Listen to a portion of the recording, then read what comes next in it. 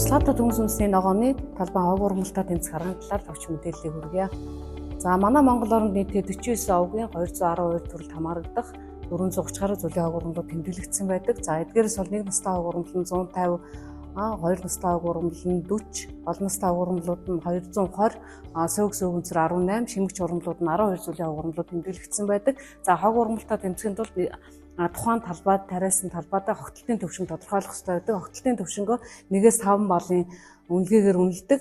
Эдгээр үнэлгээнээс 2 баллын төвшинг хүрсэн тохиолдолд цөөн настай хог ургамал 31-ээс 100 ширхэг, олон настай хог ургамал одоо 1-ээс 3 ширхэг байхаар ургацын алдагдлыг 11-ээс 20%-аар ургацыг бууруулдаг гэсэн дүүн судалгааны дүн байдаг. Учираас бид одоо тариалангийн талбай хог ургамалтай тэмцэхдээ 2 баллын хогтолтын төвшингөөс эхэлж тэмцэх арга хэмжээг явуулна. Төмс нүсний ногооны хог ургамалтай тэмцэхдээ одоо урьдчилан сэргийлэх арга, биологийн арга, хориод цэрийн арга, механик арга, агротехникийн арга, химийн арга гэх мэтчлэн аргуудаар хог ургамалтай тэмцдэг. За хог ургамлыг бол ерөнхийдөө хог ургамалтай хичнээн сайн тэмцэн төдий хэмжээгээр одоо ургацыг ургац болон чанарыг нэмэгдүүлдэг. За хог ургамлыг ерөнхийд нь цөөн настай, олон нас, жимэгч, хагас жимэгч гэх мэтчлэн ангилж үздэг. За тариалангийн талбайд одоо хамгийн их сонхолт нь цөөн настай буюу олон настай хог ургамлууд тархдаг бөгөөд одоо цөөн настай хог ургамлыг дотор нь төр зүрийн, эртийн цусах, оройн цусах, өвлжигч, өвлийн хог ургамлууд болон хоёр настай хог ургамлууд гэж ангилж үздэг. За олон настай хог ургамлуудыг болохоор ер нь үндэслэг гишээр нь одоо биологийн онцлогоос нь хамааруулаад сахлаг үндэстэй, голсон үндэстэй, сонгонлог үндэстэй, мөлхөө иштэй, үндэсний тасгайгаар үрждэг, үндэсээр үрждэг гэх мэтчлэнгээр ангилдаг. За нийт хог ургамлыг бол дотор нь нэг бүрийн талт буюу үйт хог ургамлууд, хос өрийн талтай буюу өргөн навчтай ургамлууд гэх мэтчлэн ангиллаад тэмцэх арга хэмжээгээ зохион байгуулна. За нэг бүрийн талтай буюу өвдөн хог ургамлууд нь цохихтаа бол нэг ширхэг навчаар цохино. Навч нь бол ерөөсөө босоо шугам байдалтай байдаг. За энэ дээр бол жишээ нь тарианы харбуудаа, хонгоо ушуубуудаа, одоо мөлхөө хайр гэх мэтчлэн хог ургамлуудыг харуулсан байна. За хос өрийн талтай хог ургамлууд нь болохоор үрийн сухуйцанд гарахдаа хос навчаар ижил гардаг. Тэгээд навчных нь хэлбэрүүд нь судлууд нь болохоор зөв олон янзын хэлбэр төрсөн олон янз байдаг. Эдгээрээс хамгийн их тариаланд зөнхлөн тархдаг нь чөдөр тарна, одоо царам чарил, чөдөр сэдэргэн, арзар гэх мэт хог ургамлууд хамгийн их зөнхлөн тархдаг. За хог ургамалтай тэмцэхдээ одоо тэмцэх хугацааныхаа хувьд болохоор соёлтын өмнө буюу соёлтын дараах гэдэг нь ургамал ургалтын хугацаанд за ургац сураалтын өмнө гэсэн 3 үндсэн хэсгээс хог ургамалтайгаа тэмцдэг. За соёлтын өмнө бол агротехникийн арга буюу химийн аргуудыг хэрэглэдэг. За агротехникийн аргад нь хөрс боловсруулах, талбайг тэгшлэх гэх мэт аргууд орох бөгөөд одоо химийн аргад нь болохоор таримл ургамлыг одоо соёолохоос өмнө гэрвцэдүүдийг хэрэглэдэг. За соёлтын дараах буюу ургалтын хугацаанд болохоор ерөнхийдөө бол төмсний таримлын хөгжлийн үе шат болон хог ургамлын хөгжлийн үе шатуудыг одоо зааж өгдөг. За ургац сураалтын өмнө бол хатаах буюу дискацидыг хийдэг.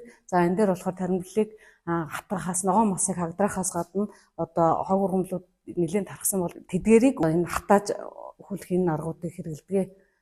За үндсэндээ тариалангийн талбай дээр зөнхлөн тархдаг хог ургамлууд байна. За нэг настай хог ургамлуудаас уруугагдаа, цагаанлуул, шүүрэн шарил, чөдөр тарна, нарийн хурганд 2 настай хог ургамал, за мөн тарианы харбудаа, царам чарилж 2 настай хог ургамал, за арзар чөдөр сэдэргэн мөлхөө мэтчлэн одоо олон настай хог ургамлууд бол зөнхлөн тархдаг.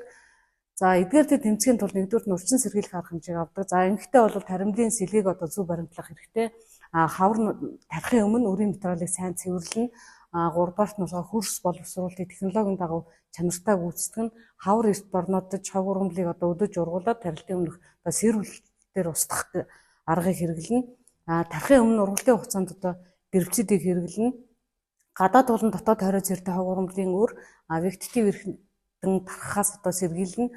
Органик бордонд хог ургамал тэдгээрийн одоо үрийг цэвэрлэнэ. Хураалтыг хугацаанд нь чанартай хийх, одоо талбайд байн ажиглалтыг хогтолтын зэрэг, тооцох зэрэг, урьдчилан сэргийлэх арга хэмжээг авдаг бол ургамал ургалтын хугацаанд нь төмсний таримл дээр бол соёолохоос өмнө глифосат буюу метробензин, прометрин гэх мэт үйлчлэх бодистой гэрвцэдүүдийг хэрэглэнэ. Төмсний таримлыг 5-10 см өндөртөө болсон үед нь нэг нас болон хос өрийн талтай хог ургамлуудын эсрэг эрэм сульфуран буюу метробензин гэсэн үйлчлэх бодистой гэрвцэдүүдийг хэрэглэдэг. За сонгон соромсны талбайд бол соёлтоос өмнө нэг настай болон зарим төрлийн хос өрийн талтай хог ургамлын эсрэг пент метилинийг хэрэглэдэг. За энэ нь болохоор пин битлийн нь болохоор ерөнхийдөө бол хөрсөн дээр экран үсгээд тухайн хавуурамлын соёлтыг сааруулдаг үйлчлэлтэй байдаг. За ургалтын хугацаанд бол 2-3 навчтай болсон үед нь нэг настай үед болон хосрын талтай хавуурамлын эсрэг оксиполропиныг одоогоор манай Монголд хамгийн төгөөмөл хэрэглэж байгаа. За манжин шарлуун бөөнхий байцаа сонгоны зэрэг одоо таримл ургамлуудад одоо хөгжлийн үе шатнаас нь хамаарахгүйгээр үедээ хавуурамлын эсрэг жишээлбэл одоо тарианы ар будаа ногоон хоног будаа гих мэтчлэн үе хавуурамлуудын эсрэг хезилопопитилийг хэрэглэдэг. За мөн энэ дээр болохоор мөлхөө яагны эсрэг хезилопопитилийг хэрэглэдэг. Ингэхдээ бол мөлхөө яагны одоо 5-аас 15 см-тэй өндөртэй үед хэрэглэх юм бол илүү үр дүнтэй байдаг. За луугийн талбайд болохоор соёлохоос өмнө пин битлийн одоо параметрийн таримлын 2-3 жинхэнэ авчтай үед одоо зарим төрлийн хосрын талтай хавуурамлын эсрэг параметрийг хэрэглэж байгаа. За энэ бол хамгийн төгөөмөл хэрэглэдэг. За манжингийн талбайд болохоор нэг нас болон хосрын талтай үе хавуурамлуудын эсрэг одоо яг таримл ургамлыг 4 жинхэнэ навч гарсан үед нь одоо хэрэглэдэг. Десмидипим, пимидипам гих мэтчлэн одоо үйлчлэг бодис агуулсан гербицидүүдийг хэрэглэдэг. За энэ эдгээр одоо ургалтын хугацаанд болон соёлтоос өмнө хэрэглэж байгаа гербицидүүд маань бол заавал Монгол улсын жагсаалтанд одоо бүртгэгдсэн гербицидүүдийг зааврын дагуу хэрэглэх шаардлагатай.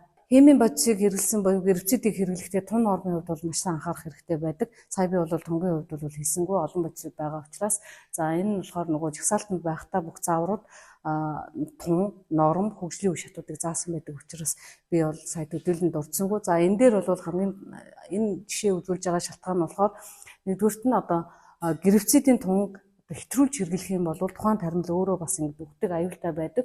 Тийм учраас та бүхэн маань заавал худалдаалж авсан аль биесний эрхтэй худалдаалж байгаа газраас гербицид сонгож худалдаж аваад яг зааврын дагуу хэрэглэх хэрэгтэй. Мөн ингэж хэрэглэхдээ бол хөдөлмөр хамгаалал, аюулгүй ажиллагаа, пестицидийн зааварчилгааг дагж мөрдөх шаардлагатай байдаг. За ингээд анхаарал хандуулсанд баярлалаа.